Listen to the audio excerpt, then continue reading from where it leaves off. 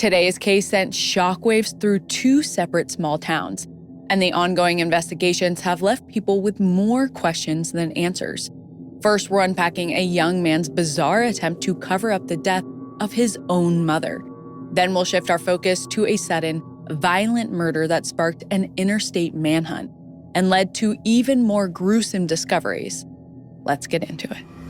A 20-year-old Clinton man faces murder charges for allegedly killing his mother. This all started in early October when Yates reported that his mother, Cheryl Yates, was missing. But the story that investigators pieced together from his own statements, witness interviews, physical evidence, it paints an even darker picture. Nicholas punched his mom in the throat before she hit a bed frame and died.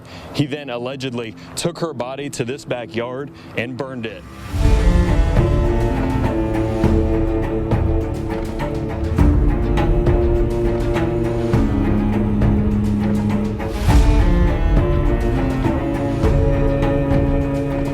Hi, I'm Katie Ring, and this is Crime House Daily, your weekday true crime companion. We follow the cases making headlines now where justice is still unfolding. This is a First Watch episode bringing you today's biggest crime stories.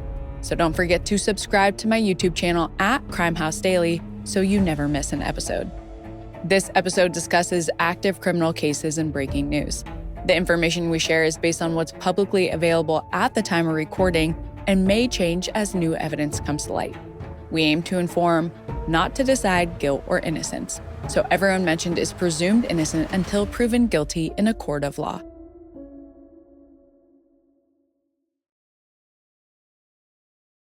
Before I get into our main cases today, I want to bring attention to another case I saw in the news.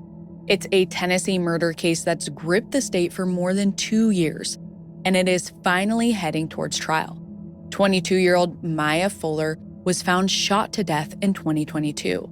Police believe she was lured to a party, abducted, and then taken to a remote area in Wilson County to be murdered.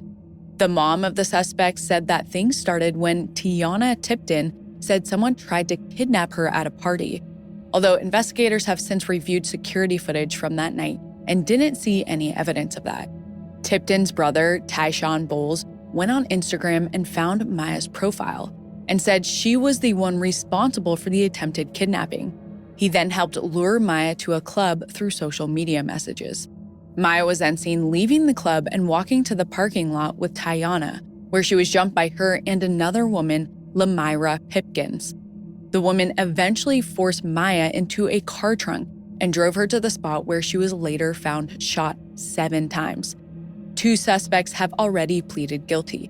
Tipton was sentenced to life in prison earlier this year, and in mid-October, Bowles took a 12-year plea deal for his role in helping plan the abduction. The third person charged, Lamyra Pipkins, is still awaiting trial, and that trial is officially set for this month. On October 5th, 2025, 20-year-old Nicholas Yates reported his mother, Cheryl, missing. But as police tried to piece together Nick's story, the details quickly unraveled, and detectives found themselves standing over a pile of charred human remains in Nick's backyard. The remains have yet to be positively identified, but authorities believe they belong to Cheryl. And on October 7th, Nick was charged with her murder. The case is still unfolding, but Cheryl's friends and colleagues are left heartbroken from the sudden and tragic news. So who was Cheryl before her son claimed she disappeared without a trace? Cheryl lives in the town of Clinton, Indiana. Clinton is a very small town with a population of about 5,000 people, and the streets are lined with local parks, shops, and town history. Cheryl loves spending time outdoors or going to church with her friends, many of whom she met in college and has remained close with for over 40 years. While she cherishes her oldest relationships, she also loves new adventures, traveling and going to concerts. Cheryl also loves DIY projects and building things with her own hands. She even built a fence out of reclaimed doors and a she shed fitted with a table and chairs so she could entertain guests. But in the fall of 2025, all of that came to an abrupt end. On Sunday, October 5th, Cheryl's son, 20-year-old Nicholas Yates, reports his mother missing. At 5:36 p.m. that day, the Vermilion County Sheriff's Department sends Deputy John Hawkins to the home in Clinton, Indiana, where Nick and Cheryl live. Once he's there, Deputy Hawkins asks Nick what exactly is going on, and Nick tells him that he hasn't seen his mother since Friday, October 3rd, which was 2 days prior. He says he tried to call his mother multiple times, but that he couldn't get through. And then he started receiving error messages whenever he tried to reach out, which really worried him, so he decided to call the police. Nick then tells Deputy Hawkins that Cheryl took all of her clothing with her, along with her ID and bank cards, but that she left her wallet, purse, and phone. Right away, the deputy notices something odd in Nick's story. Why would Nick call his mother's phone if he already knew she had left it at home? Nick explains that she got a new phone, but kept the old number. So Hawkins asks to see the old phone, but Nick says he already sold it because he needed the money. To Hawkins, things already aren't adding up, but he wants to cover all of his bases before jumping to conclusions. So he asks Nick if he knows anyone who might want to hurt his mother. And Nick replies, quote, "No, she was the sweetest person." The fact that Nick used the past tense, "she was," set off alarm bells immediately for Hawkins. At this point, her son is just saying she's missing.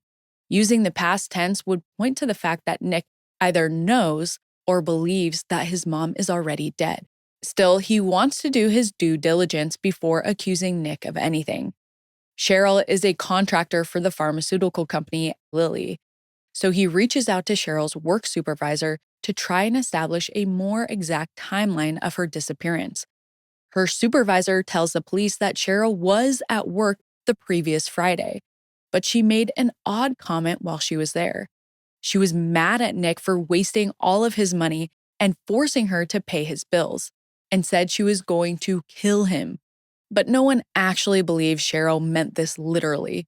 She was just a mom frustrated with her son's lack of self-sufficiency. Plus, she's the one who's missing, not Nick. Cheryl's supervisor gives police another nugget of important information. Nick had a doctor's appointment on Friday, so Cheryl left around 2:30 p.m. to take him there, and she definitely had her phone with her when she left. The officers find it odd that Nick didn't mention his appointment, so they go back to the house to search for more clues. One of the first things they find is Cheryl's pill planner, and it looks as though she had taken her medications up until the evening of October 3rd. But then they make an even stranger discovery. 2 of Nick's friends have already moved into Cheryl's bedroom. Nick only reported his mother missing within the last day or so. It usually takes more time than that to make living arrangements, let alone move belongings. So the officers ask Nick how his friends managed to move in so quickly. He claims that he asked them to move in because he was scared of being alone. Once again, the officers aren't satisfied with this answer, so they keep moving through the home looking for anything else that could point them in Cheryl's direction. The officers head out to the backyard, where they notice a smoldering fire pit. And as they get closer, they see a stack of papers burning inside. They sweep the papers to the side and uncover bones and what looks like a human spinal cord. Officers immediately arrest Nick and read him his rights. Once they bring him into the station, Nick's story spirals out of control. He shows them an app that shows his mom's last recorded location as being at a bingo hall on October 3rd, but they're not buying it. Detectives have already confirmed that Cheryl was at work on October 3rd and that she planned to take Nick to an appointment after that. So they press him further, and Nick cracks under the pressure. He admits that he was the one at the bingo hall using his mom's phone. He says he was there with friends, and afterward he went to a nearby Kroger grocery store and sold the phone at the kiosk. Apparently, the friends he was with are the same ones who are now living in Cheryl's bedroom. But when detectives speak with them, they completely contradict Nick's story. They not only deny going to Kroger, they say Nick spent all day in the attic on Friday the 3rd and never went to the doctor's appointment. They also say that Nick spent the rest of the weekend obsessively cleaning the house and even went so far as to wash his mother's bedsheets. The friends said that they did go to several other stores and restaurants with Nick over the weekend, though, and that he covered pretty much everything. Investigators are still left with the pressing question: how did they move in so quickly if Cheryl just went missing? That's when they say something that makes Nick look even more suspicious. Apparently, he called them on September 30th to say his mom was moving out and invited them to move in, saying he needed their answer by October 3rd. Now, it's looking like a cold, premeditated murder. And after hours of questioning, he can't take it anymore. Nick finally confesses. I've seen so many people on social media talking about how clothes are getting more and more expensive, but the quality of the fabrics keeps getting worse and worse. It feels like even designer labels are using polyester, but charging the prices of real quality fabrics like cashmere, wool, and real silk. I've been searching for some staple pieces for fall and winter that are made of high-quality real fabrics that will actually last. And if you're in the same boat, you need to check out Quince. One of my favorite parts about Quince is that they are working directly with ethical, top-tier factories, so you get high-quality clothes, ethically sourced, for half the price. I'm also on the quest for the world's comfiest bed, so I ordered their linen duvet and the mulberry silk pillowcases. For anyone who has asked about the hair, 100% silk, not polyester satin, is key to protecting it, so I'll make sure to report back on those. Step into the holiday season with layers made to feel good, look polished, and last. From Quince. Perfect for gifting or keeping for yourself. Go to quince.com/CHD for free shipping on your order and 365-day returns. Now available in Canada too. That's QUINCE.com/CHD to get free shipping and 365-day returns. Quince.com/CHD. On October 6th, 2025, Nicholas Yates finally tells police what really happened to his mother, Cheryl. He says that on October 3rd, he and Cheryl got into an argument, and she told him that either he had to move out or she was. This infuriated Nick, since he was financially dependent on his mom. So he struck her in the throat and then choked her until her face turned blue. After realizing how blue she was, he says he let go, but Cheryl stumbled backwards, fell, and hit her head on a metal bed frame, and then hit it again on a wooden chest. After that, she was unresponsive. Nick then placed her body in a wooden box and left her there overnight. The next day, he dragged the box out to the backyard fire pit and burned it. With this confession, Nick is charged with felony murder on October 7th. This means the murder was committed in the process of another felony, which in this case would likely be aggravated assault. Felony murder differs from first-degree murder because premeditation or intent does not have to be proven. Nick pleads not guilty, and he's currently being held at the Vermilion County Jail. He's set to appear again on January 7th, 2026, for a pre-trial conference, and his jury trial is set for February. In the meantime, the coroner's office says that the process of identifying the remains may take several weeks, but investigators expect that they'll be confirmed as belonging to Cheryl Yates, especially with a confession on their hands. For now, the investigation remains ongoing, but as always, we'll be sure to bring you all of the major updates as they come in. Before we dive into our second case, I want to give a quick warning that this case involves extremely violent crimes against children, including murder. Since the case involves minors, the identity of the sole survivor and many details of the case have been protected, but this is what we know so far. In June 2024, the Brunett's quiet, happy life turned into a walking nightmare when 35-year-old Callie Brunett was found dead in her own home. It was clear that Callie had been murdered, but that was only the beginning, because her two young daughters, Jaylee and Erin, were nowhere to be found. Police quickly zeroed in on a suspect, and a manhunt for Callie's ex-boyfriend, 36-year-old Daniel Wayne Callihan, ensued. Daniel has since been tried in both Mississippi and Louisiana, and he'll be sentenced in a federal case in November 2025. His accomplice, 32-year-old Victoria Cox, was in court most recently in October 2025. And not only did their crimes cross borders, they were sickening and left an innocent, loving family completely torn apart. Before Daniel and Victoria committed these monstrous acts, Callie Jo Brunett was a warm, loving presence for everyone who knew her. Callie was a true country girl who loved celebrating Old Farmer's Day in her hometown of Lauringer, Louisiana. Callie loved the simple things in life, but also worked hard for a promising future. After graduating high school, she enrolled at a nearby technical college where she studied both barbering and medical technology. Callie wanted to cover her bases career-wise because she wasn't just doing it for herself. Callie had 2 young daughters, 4-year-old Erin Nicole Brunett, who is known for her silly, sassy attitude, and her older sister, 6-year-old Jaylee, who Erin always looked up to. The 2 girls are extremely close with each other and their mom, Callie. Callie and her mom also had a really close relationship, and that close bond was the reason her mom knew something was wrong on June 11th, 2024. She hadn't heard from Callie in a while, which was totally out of character. So around 8 a.m. on Thursday, June 13th, 2024, she and Callie's dad drove to her house in Lauringer, Louisiana, which is about 70 miles outside of New Orleans. When they get there, they notice that Callie's 2012 Chrysler is missing from its usual parking spot outside. Callie's parents carefully make their way inside the home, and they are met with a horrifying sight. Callie is lying on the floor covered in blood.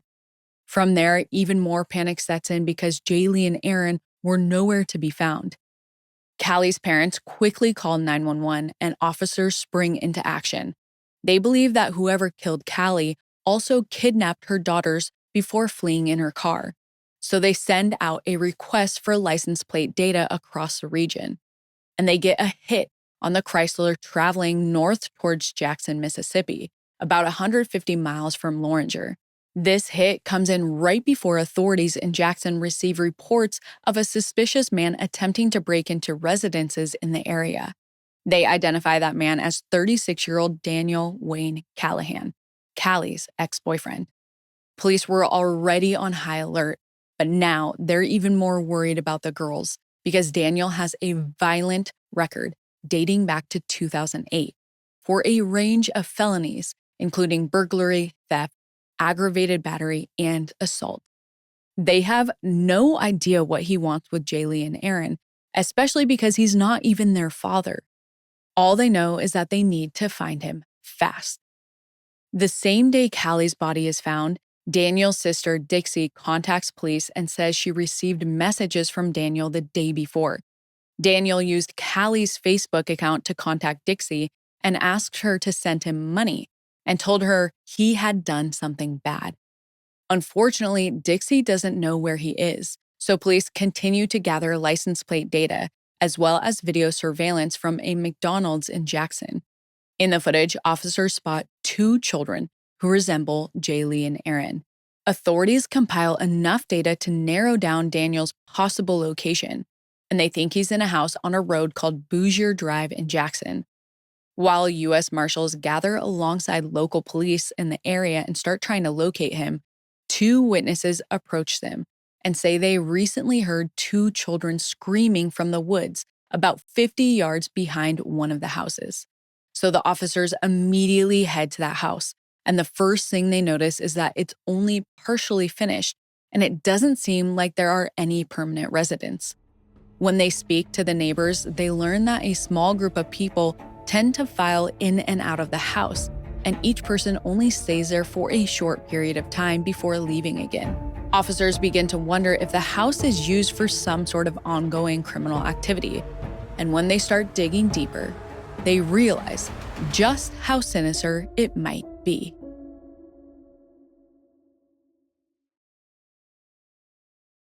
On June 13th, 2024, U.S. Marshals and police officers search a property in Jackson, Mississippi, hoping to find signs of Callie Brunett's missing young daughters, Jaylee and Erin. Authorities think the home might be used as a trap house, but when they go around to the backyard, they make a shocking discovery. There are empty animal cages just large enough for children to fit inside, children like Jaylee and Aaron. But they don't see either girl in the backyard, so they continue to head into the woods, in the direction where neighbors said they'd heard the screams. And about 20 yards in, they spot Callie's car. They peer inside, but they don't see the girls or any items to hint at their whereabouts. So the officers keep walking, and after about 30 yards, they spot a mattress on the ground. They scan the area and don't see any other items nearby, so they grab the mattress and move it to the side. But what they see next, they know they can never unsee. The mattress was covering a pit in the ground, and inside the pit, they spot 6-year-old Jaylee staring back at them, terrified. Her little sister, Erin, is next to her, but the agents realize she's not alive. Wasting no time, they quickly pull Jaylee to safety and take her in for medical treatment, then secure the scene and recover Erin's remains. As they're doing all of this, a man approaches them and shows them his ID, which lists the house as his current address. He says he's been at the house for the last couple of days and that Daniel had also been there with Erin and Jaylee. Authorities quickly track Daniel down about 10 miles away, and upon his arrest, he waives his Miranda rights before making a voluntary confession. He begins by telling investigators that he and Callie used to date on and off, and that he had wanted to murder her for a while. So on June 12th, he goes to her house and stabs her 30 times. He says she fights to defend herself, but he eventually overpowers her. Afterwards, he kidnaps the girls, puts them in Callie's car, and drives to Mississippi. Then he backtracks to Louisiana, where he picks up 32-year-old Victoria Cox, who he's currently dating. Then he drives all 4 of them to the Bossier Drive residence. When they get there, Jaylee and Aaron are crying, saying they don't want to stay with him. But their pleas mean nothing to him, because Daniel and Victoria have absolutely evil intentions for what they're going to do next. Throughout the night, they take turns sexually assaulting 6-year-old Jaylee. The next day, when Aaron is crying for her mother, Daniel suffocates her to death. Finally, he admits to keeping Jaylee alive to be a, quote, sex slave. Authorities are stunned and horrified. However, they waste no time tracking down Victoria and arresting her. Once in custody, she provides a statement that corroborates everything Daniel has said. With both suspects' confessions in hand, Jackson Police Chief Joseph Wade now believes that the area on Bossier Drive may have been used for child trafficking, considering the cages that were found on the premises. For now, Daniel is charged in both Louisiana and Mississippi, and he's also received federal charges. In Louisiana, he's charged with 2 counts of first-degree murder. In Mississippi, he's charged with 1 count of capital murder, 2 counts of sexual battery, and 2 counts of kidnapping. And finally, his federal charges include kidnapping resulting in death and transportation of a minor with the intent to engage in sexual activity. Daniel agrees to a plea deal, which the Brunett family requested as a way to keep Jaylee off the stand and hopefully prevent further trauma. He pleads guilty to all charges in exchange for avoiding the death penalty. In September 2025, he's sentenced in Louisiana to life without parole. Then he receives the same sentence plus 30 years in Mississippi. During that hearing, Judge Deborah Gibbs calls his crimes the most horrific she's seen since taking the bench. Finally, Daniel's federal sentencing is scheduled for November 19, 2025. Meanwhile, Victoria Cox has only been charged in Mississippi, since that's the only state where she committed the crimes. Her charges also include capital murder, kidnapping, and sexual battery. On October 13, 2025, she pleads not guilty. Now she's been offered a plea deal, but the details surrounding it are unknown. Her attorney has said they're still reviewing the terms and discussing their options. If Victoria doesn't accept the plea deal, her trial will begin in Jackson, Mississippi on December 8, 2025. If she's found guilty, she'll most likely be spending the rest of her life in prison.